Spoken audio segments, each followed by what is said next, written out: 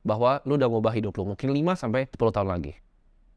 Video ini gue bikin buat kalian semua yang mau sukses di usia muda. Di video kali ini gue nggak akan ngajarin hal-hal basic kayak gimana caranya nabung, ya kan, compounding, bla bla bla. Gue yakin kalian udah banyak dengar tentang hal itu. Gue nggak akan ngajarin yang basic-basic, trivia yang kalian bisa cari di Google. Kenapa gue nggak akan ngajarin kalian, oh nabung aja gitu? Karena uang itu, ya, cara uang bekerja adalah uang itu di-print dari angin. Kita nggak akan bisa nabung lebih cepat dibanding Federal Reserve itu nge-print uang. Jadi kita harus cepat-cepat ngambil uang dari sirkulasi untuk dimasukin ke kantong kita, dan uang itu harus terus berputar, ya. Jadi konsepnya itu nggak pernah menabung. Gua tuh nggak pernah punya konsep menabung. Uang masuk di rekening gua, boom, besok udah hilang, ya. Gua nggak pernah lihat uangnya lagi. Masuk uang, hilang. Masuk uang, hilang. Gue beliin jam, gue beliin apa ya. Jadi uang itu selalu cepat perputarannya. Di sini gue pengen kalian kosongin gelas kalian ya. Jangan jadi orang sok pintar karena otak kalian tuh udah banyak diracunin sama media-media ya. Diracunin sama sinetron alay. Banyak diracunin sama orang-orang nggak penting. Jadi di sini gue pengen kalian kosongin gelas kalian dan dengerin apa yang gue akan omongin. Ini yang pertama dan menurut gue paling penting kalau kalian mau jadi orang sukses adalah kalian bisa harus filter informasi. Karena otak kalian ini yang ngontrol semuanya, yang ngontrol tangan kita ya. Cara kita ngetik, semua itu adalah dari otak kita. Jadi kalau kita bisa ngefilter informasi yang masuk, kita punya barrier filternya masuk informasi, kita bisa jadi orang yang jauh lebih pintar. Maksudnya apa? Kita jangan dengerin orang yang hidupnya kita nggak mau contek. Ini gue akan terus tekan-tekanin ke kalian. Banyak orang yang masih sangat terpaku pada sistem perbudakan modern ini. Ini film salah satu yang menurut gue suka adalah The Matrix. Jadi gue pertama diajak nonton bokap gue, ini mungkin filmnya tahun 2000. Gue nggak nonton semua sequelnya sampai selesai, tapi gue suka banget dengan konsep dari filmnya. Dimana Morpheus itu pernah bilang, nggak semua orang tuh siap untuk dicabut kepalanya. Jadi kalau kalian nonton Matrix yang pertama, itu ada satu scene di sana, di mana ada orang yang akhirnya membelot ya dari timnya. Gue lupa namanya siapa, yang cowok, dia membelot dari timnya untuk dia nggak mau dicabut ya dari Matrix. Dia mau balik lagi dan dia mau lupain bahwa dia pernah dicabut. Akan ada orang yang belain sistem ini, yang didoktrin ke kalian mati-matian dengan semua kepercayaan dia. Jadi itu orang-orang yang belum siap dicabut dari Matrix kepalanya. Contohnya apa? Gue kemarin bikin video tentang inflasi dan ada salah satu orang yang mention gue di salah satu postingan Instagram. Gue lupa, gue cuma baca sekilas doang tentang ada jadi financial advisor. Dia kan ada, ada semua gelar lengkap, ada QWP apalah, nggak penting itu. Dia bilang, oh ini nggak gitu, caranya nggak gini. Itulah kenapa adanya penaikan suku bunga. Hei, anak SD juga tahu gitu. Kalau suku bunga naik, apa yang terjadi sama inflasi? Itu hal yang gue udah tahu dari gue SMP gitu. Itu nothing special, semua orang tahu. Tapi kenapa lu berpikir kayak gitu? Karena lu masih cetek banget. Ini namanya Dunning-Kruger effect. Di saat lu masih bodoh, lu pikir lu udah pintar banget. Nanti lu akan masuk tuh ke value of despair-nya di bawah. Jadi buat kalian yang mikir, oh ini nggak kayak gini cara kerjanya, coba kalian pelajarin dulu secara dalam. Lu udah pernah ngobrol belum sama orang-orang Bank Indonesia? Lu tahu nggak orang-orang di dalam Bank Indonesia tuh belinya apa? Kalau lu belum pernah tahu, nggak punya koneksi di dalam, masih otak tuh masih dangkal banget gitu. Jangan jadi orang yang so pintar. Dan kalian harus filter informasi kalian terhadap orang-orang seperti itu. Karena bakal banyak orang-orang yang akan belain sistemnya ini. Oh nggak apa-apa kok kita jadi pekerjaan, nggak apa-apa gini. Lu mau contek hidupnya dia, iya atau enggak? Kalau enggak, nggak usah dengerin. Sesimpel itu barrier filter informasinya. Karena sangat penting untuk kita bisa memfilter informasi yang masuk ke dalam kepala kita. Nah, gimana caranya filternya? Kalian misalnya ketemu sebuah konten tuh, oh ini salah nih, Timothy ngomong tentang inflasi. Kalian coba lihat orangnya. Kalian lihat orangnya, oh dia financial advisor. Kalian cari produknya. Oh dia kira-kira ngecas ya 1 juta 2 juta per jam untuk servisnya, untuk advisory. Kalian pikir nggak sih itu orang yang harga 1 jamnya cuma 1 juta gitu. 1 juta itu uang gue dapat, gue kencing sana balik lagi dapat 1 juta gitu. Itu ya uang yang dia cas jam untuk kalian. Sehari mungkin dia ada 1-2 klien ya kan. Sebulan dia mungkin 30-40 juta. Oh gue hebat financial advisor gitu. Enggak, lu masih miskin banget gitu. Lu masih nggak tahu apa-apa tentang dunia. Pikiran lu masih sangat amat cetek dan waktu lu masih murah. Jadi kita tuh semua tahu ya, kita semua tahu tentang inflasi yang diajarin di buku. Gue tahu, gue bahkan lebih tahu dari lu gitu. Inflasi yang diajarin di buku, ya kan? Gimana cara kerjanya makroekonomi, economic machine works-nya itu seperti apa. Semua orang tahu. Yang beda itu apa? Kita tahu uang harus ditabung, ya kan? 50%, 30%, 20% rule. Semua orang tahu. Cuman bedanya gue sama financial advisor yang lain tuh apa? Adalah attitude gue terhadap hidup. Kita tahu uang tuh bisa diinvestasiin di saham, bisa di obligasi, bisa di reksadana, bisa di mana, aset kelas. Semua orang tahu. Cuman bedanya apa? Pilihan hidup gue, itu financial advisor yang kalian dengerin, itu terbang ke Bali aja naik pesawat ekonomi. Dia nggak punya KrisFlyer 500.000 miles gitu. Dia kemana-mana cuma naik pesawat ekonomi, cari hotel, ya sayang sama keluarganya gitu, bintang 4. Itu bukan, kita punya konsep yang sama tentang uang, tapi kita tuh punya konsep yang berbeda tentang hidup. Gue nggak mau hidupnya seperti itu. Terserah, kalau kalian mau dengerin orang kayak gitu, mau jadi orang kayak gitu, terserah. Cuman itu barrier pertama, filter informasi kalian. Masa mau ngajarin financial freedom masih cicil mobil? Masa Innova aja dicicil? Katanya ngajarin financial freedom. Nah, ini tadi sampai ketawa nih videografer gue. Nggak panas itu pantat ya? Menjadi cicil. Panas. Ngapain lu ngajarin orang-orang financial freedom? Oh, kita compounding ya, 8% setahun. Lu aja belum kaya gitu. Belum punya duit gitu. Ya jadi nggak usah ngajarin orang. Jalan-jalan ke Bali ya kan, cari hotel atau nggak cari villa ya 2-3 juta semalam gitu kan, happy, ada kolam kecil. Villa yang gua sewa tuh 30 juta semalam. Cari tempat yang dekat sama Sisi. Malam datang Sisi ada welcome-nya gitu. Kita semua punya konsep sama tentang uang, tapi hidup kita berbeda. Jadi mau dengerin yang mana? Hati-hati ya, jadi di film Matrix tuh banyak ada agennya ya kan. Jadi pertama kali si Neo itu dimasukin ke programnya, ada cewek yang pakai baju merah. Itu tes pertama dia. Dia ngeliat cewek itu terus jadi agen ditembak gitu. Nah, cewek dengan baju merah ini itu ada banyak format. Jadi jangan lihat cewek yang berbaju merah ini. Jangan terdistract sama tujuan kalian. Jadi kalau ada cewek berbaju merah tuh kayak gitu mau sok-sok pintar gitu, nah itu agen dari Matrix. Ya, itu ditembak kalian. Kalau kalian dengerin dia, oh ya udahlah, gua hidupnya ya gua reksadana indeks lagi lah. Gua 8% lagi, gua stable lagi gitu. Kalau kalian mau keluar, mau punya hidup yang kalian mimpin, itu bukan caranya. Di sini salah satu trait untuk bisa sukses adalah kalian komit ke sesuatu yang kalian udah janji kalian mau lakuin. Janganlah jadi kutu loncat gitu. Gue banyak banget punya temen yang mau sukses. Dia coba jadi agen asuransi. Baru coba 3 bulan dia kayaknya bukan buat gua. Dia coba jadi agen properti. Kayaknya bukan buat gua. Coba jadi videografer. Kayaknya bukan buat gua. Hidup lu mau jadi apa? Baru coba satu, lompat ke yang lain. Yang ini dia susah dikit, lompat lagi. Setiap ada hal susah di hidup lu, bikin bisnis, suppliernya begini, bikin bisnis, ini, aduh akuntan gua pusing. Setiap kalian ada masalah, kalian kabur dari masalahnya, ya. Terus kalian nyalain dunia, nggak bisa begini, terang aja dia privilege, makanya bisnis jalan. Oh dia bapaknya ini ada orang dalam. Kenapa lu pusingin bapaknya ada orang dalam? Kenapa nggak lu cari koneksi aja biar lu bisa punya orang dalam masuk ke perusahaan itu? Gampang kan? Cari perusahaan. Ya, lu mau masuk perusahaan mana? Cari perusahaan, cari di LinkedIn. Siapa yang kira jadi atasan kalian? Ajak ngobrol. DM di Instagram. Oh, gue punya value ini, gue bisa bantu lu. Ketemu di luar, ya kan? Kasih 1 whisky, 2 whisky. Selesai kan? Masuk. Orang dalamnya punya sendiri. Ngapain minta bapaknya dia? Jadi jangan jadi quitter. Jangan baru coba sekali 2 kali kalian keluar kayak kutu loncat. Kalau udah decide ngelakuin sesuatu, misalnya, oke, gue mau bikin ini. Fokus, komit. Ya, komit dan punya disiplin sama diri kalian sendiri. Jangan jadi banci, kalau susah dikit itu langsung menyerah. Semua mau kerja, mau bikin bisnis itu nggak ada yang gampang. Ya. Pilih satu industri, fokus di satu industri, 5-10 tahun, percaya gue, fokus 5-10 tahun, makan tai aja dulu. 5 tahun pertama makan tai, mungkin tahun kedua udah hasil sedikit, 10 tahun abis dengar video ini, lu fokus ke satu yang lu udah janji dan komit sama diri lu sendiri. Gue yakin hidup lu pasti berubah dalam 10 tahun. Masalahnya orang itu, mereka bilang multiple stream of income. Apa multiple stream of income? Bikin satu dulu dalam, sumurnya dalam satu, yang mau jadi konglo boleh ke samping gitu. Perhatiin, semua konglo di Indonesia itu berasal dari satu bisnis. Semua konglo yang kalian lihat, mau Sampurna itu dari rokok pertamanya. Jadi lubang dalamnya itu dari rokok. Baru dia bikin Sampurna strategik di atas, baru pisah ya. Astra tuh dalamnya di mobil, baru dia bikin pisah. Sinarmas tuh di CPO, di mining. Ya, dalam dulu, pulp and paper, gitu. Baru pindah properti, bikin BSD. Lu aja baru satunya baru segini gitu. Udah mau bikin multiple stream, mau tambahin income sini. Miskin lu, nggak bisa jadi kaya. Fokus, komit, dan disiplin. 10 tahun di satu industri. Ini advice yang gue bakal kasih itu bakal nantang conventional wisdom ya. Ini bakal bikin orang banyak yang kesel. Tapi gue akan saranin kalian, kalau kalian masih muda, jadi super duper ambisius di karir yang kalian mau kejar. Hidup itu singkat dan time is ticking. Kalian harus serang terus karir kalian ya. Kalian mau jadi yang terbaik di satu bidang, mau jadi tukang nasi goreng, percaya. Lu mau jadi tukang nasi goreng, tapi lu yang terbaik satu Indonesia, lu akan jadi kaya. Lu mau jadi videografer, ya videografer, tapi lu terbaik satu Indonesia, lu akan jadi kaya. Pokoknya semua lu mau nyapu kayak ya, lu mau nyapu nih, tapi lu yang terbaik nyapu di satu Indonesia, lu akan jadi kaya juga, percaya. Kalian harus super duper ambisius. Jadi jangan anggap kerja itu kayak part time job gitu. Di sini gue bukan bilang ya, karena ada yang gue suka bilang kalian untuk bikin bisnis sendiri, kalian masih kerja. Gue bukan jelek-jelekin orang yang kerja. Maksud gue gini, misalnya kalian bekerja, gini, kalian kerja dari jam 9 sampai jam 5 misalnya. Kerja masuk jam 9, pulang jam 5. Terus pulang Netflix santai-santai. Gue nggak ada waktu untuk bikin bisnis. Gue nggak pernah suruh kalian untuk keluar. Kalian kerja aja jam 9 sampai jam 5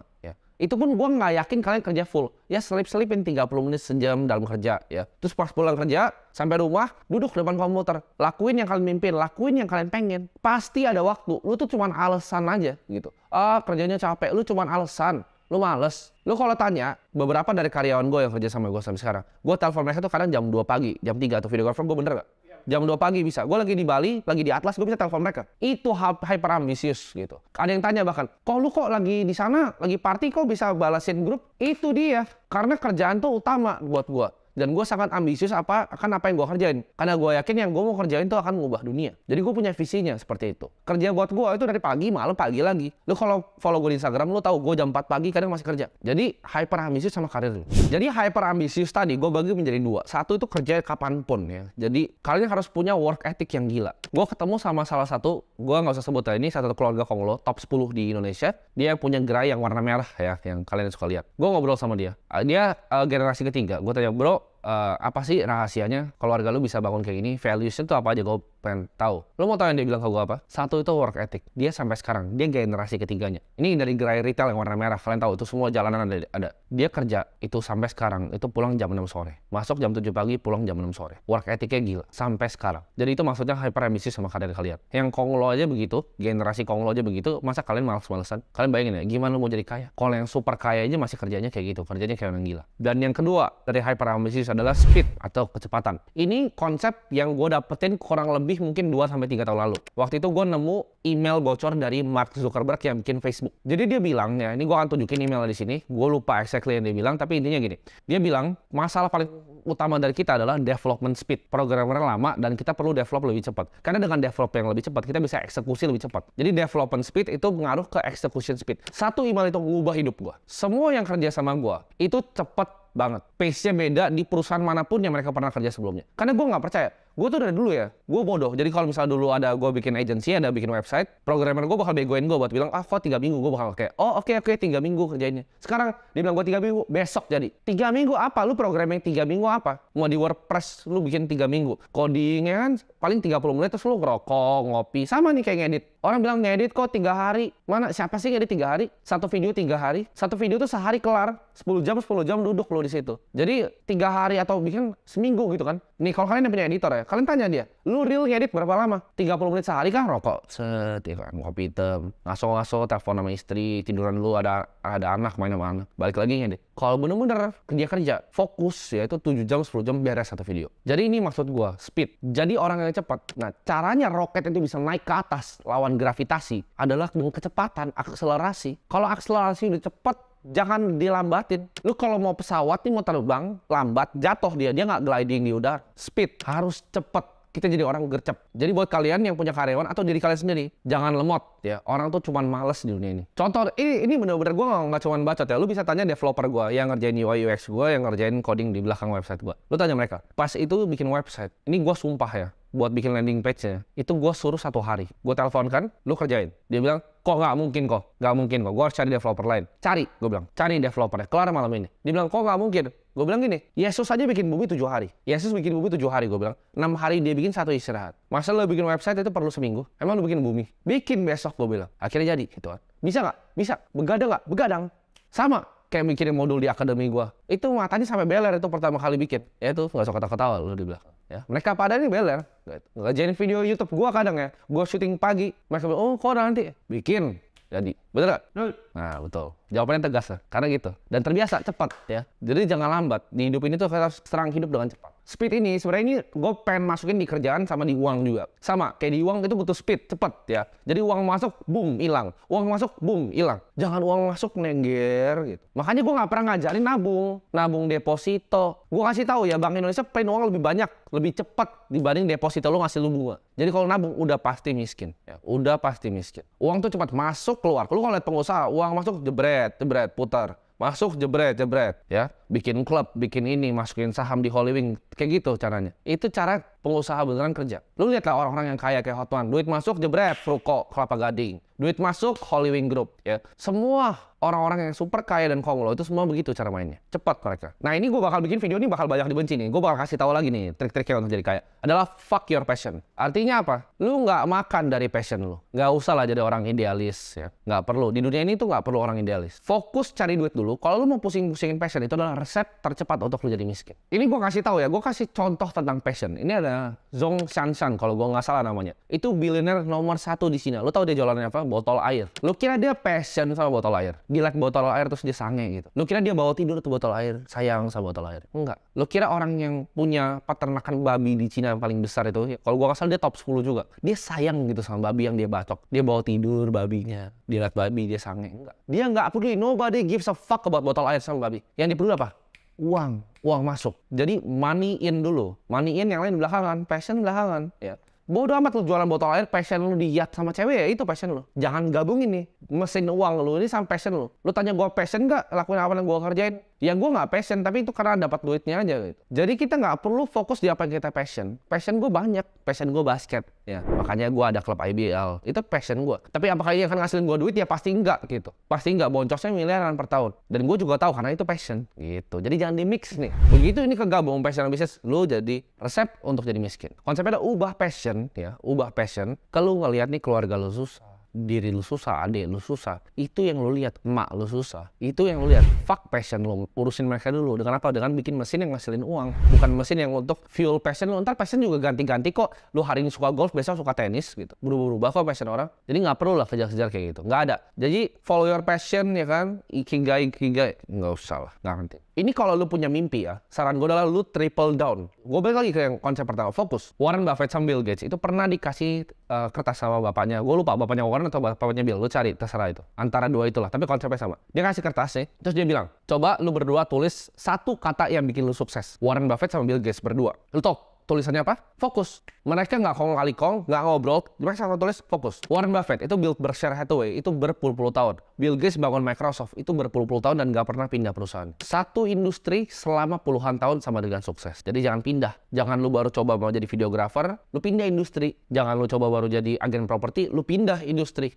Lu pertama nih dari agen properti, lu jualannya jago. Oh, oke. Ini gue ajarin nih gimana cara naik ya agen properti. Jualan tambah jago, tambah banyak. Oke, gue udah mulai ngasilin ratusan juta nih per bulan. Oh, gue mulai tahu nih tipe-tipe rumah yang paling gampang gue jual tuh gimana. Oh, yang segini kali segini. Oh, yang bahannya tuh ini. Oh, orang ambil tipenya paling banyak. Lama-lama jadi developer sendiri. Lu kumpulin uangnya ya kan, lu beli tanah ya, mulai jualan brosur, lu bangun sendiri. Lu udah jadi developer properti. Ntar naik lagi, lu punya perusahaan konstruksinya, lu punya toko bangunan atau apa. Tapi intinya satu industri selama berpuluh-puluh tahun, gak usah pindah. Jangan tunggu timing ya kan, jangan tunggu timing. Oh, ini gue belum timing yang pas untuk mulai ini. Ini belum timing yang pas. Hajar aja dulu, fokus ya. Hajar dulu, beraniin diri dulu, habis itu fokus. Komitmen. Jangan lu bilang, oh kok dia bisa trading miliaran gitu, kok gue baru trading rugi.